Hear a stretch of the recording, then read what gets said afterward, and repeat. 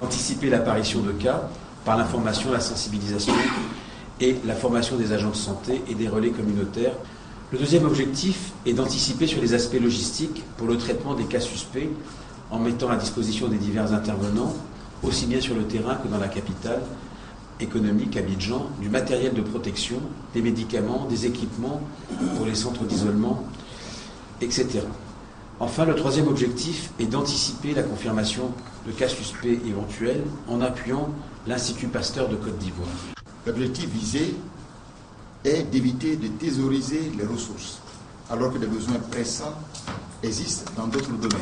Signature d'un avenant d'abord, puis d'une convention ensuite entre la Côte d'Ivoire et la France sous la présidence du Premier ministre Daniel Comblan-Duncan pour une finalité, réallouer les montants non engagés à ce jour du contrat désendettement développement C2D. 3 programmes prioritaires du gouvernement vont être ainsi financés. Il s'agit du financement complémentaire du projet d'eau de Songon, 10 milliards, un appui budgétaire ciblé de l'ordre de 33 milliards de francs CFA pour l'exercice 2014, enfin le plan de préparation et de réponse contre l'épidémie de la maladie à virus Ebola. Objet de la signature de la Convention. Un financement aux objectifs précis. Le CDD, contrat désendettement développement, un instrument efficace au service de la coopération France-Côte d'Ivoire, a indiqué d'entrée de propos le Premier ministre.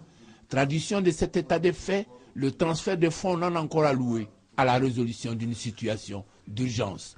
Les projets objets du report au deuxième CDD sont le projet d'aménagement des quartiers restructurés d'Abidjan, 25 milliards 9, le projet d'appui à la relance des filières agricoles de Côte d'Ivoire, 21 milliards 4, et le projet de développement des communes, 1 milliard de francs CFA.